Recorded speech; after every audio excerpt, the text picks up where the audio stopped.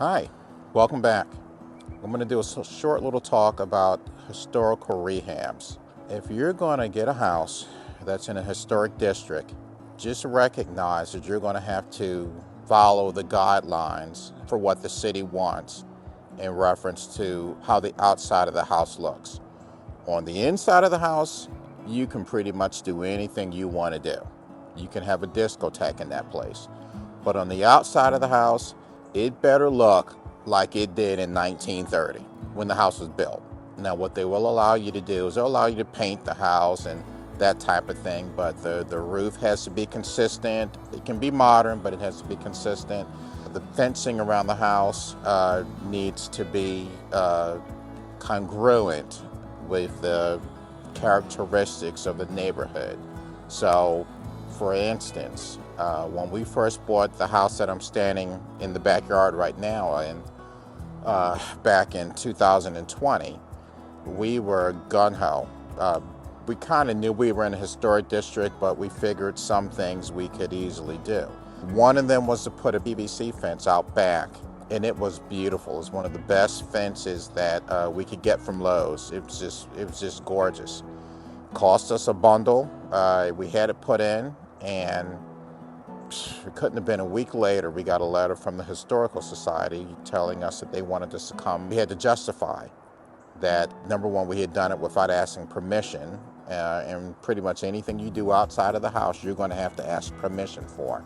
They're not too bad on the color, but the other stuff they're on. This deck back here, we had to have permission to do that, even though we were replacing an existing deck, which was really in bad shape. This deck here, we had to get permits, and we were going to enlarge the deck, so they wanted us to get the permits, and we had to send drawings, and it was finally, they allowed us to do that, and after we finished, we had to send them pictures to let them know it was congruent in line with everything else that was in the neighborhood. Back to this fence here, what we ended up doing was we bought a beautiful PVC fence and put that bad boy in. It cost us a bundle, and we got a letter a week or so after we put it in from the Historical Society telling us they wanted us to come down and basically explain ourselves.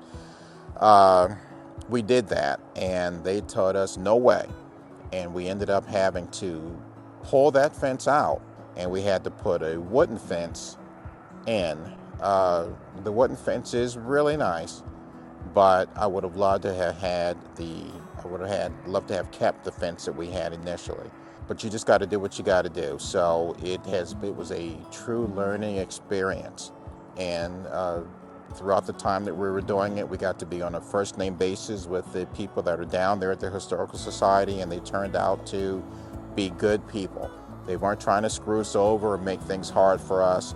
They were trying to keep their neighborhood the way that it was supposed to be, the way that it originally was, to keep that charm. And it turns out it worked out well for us later, because people want to live in a historical district. They want to live in old-fashioned homes. Who knew, right?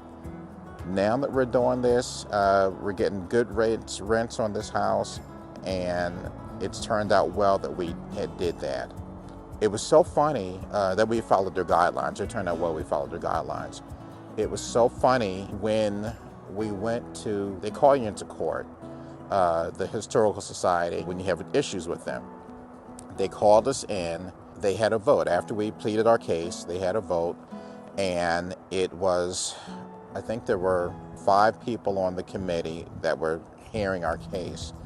And the 2 guys voted for us. They were like, yeah, we can get some new blood in here, and some things are not that important, and we can change some things. The 2 ladies on this side, they voted against us, and then the chairperson, another lady, she voted against us, so it was 3-2. So we didn't get our way with that, but it still worked out well. That fence, that's now at my house where I live, so that worked out okay. Historical rehabs, yeah, if you get them, you're going to have to just be cognizant that it's in a historic district, and if the historical district is worth anything, is worth their salt, they're going to be on you to be sure that that house is congruent, that it is in line with the characteristics of that neighborhood. You can believe it, they're going to be on you. So just be prepared for that, and if you are, you're going to be good to go. Another thing with this district, it's called the West End Historic District, is where this house is located at. We had some really bad windows in the house. They were original from way back when. A lot of glass was missing, some not a lot, but some glass was missing. The people who lived here put paper and cardboard in the panes and taped it up and all that, but that was the issue with the house, and we wanted to have all the windows taken out and have brand new windows put in.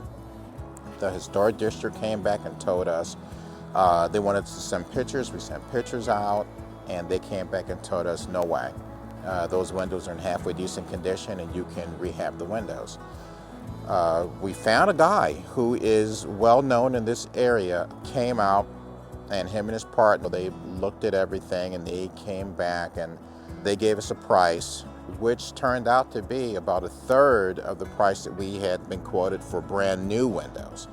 So even though these windows that are here at the house now are not modern windows, they're not as energy efficient, it's actually turned out pretty decent, because we end up saving a bunch of money, and we end up using that money for something else in the house, because an old house like this always has something that needs to be taken care of when you're doing the rehab to modernize it. But that was all on the inside, not on the outside. So with the Historical Society, a lot of times things can work out well for you also, and you end up saving money. The windows that are in here right now are the ones that have the ropes on them, and they have the weights, when you take the wall away. The ropes are there, and the pulleys and all that, and the heavy weights are there, metal weights. And those are to help you lift that window up and down. And it's actually, now that it's done, it's pretty cool. And I'm happy that we did that. That's my talk on historic districts and historical houses.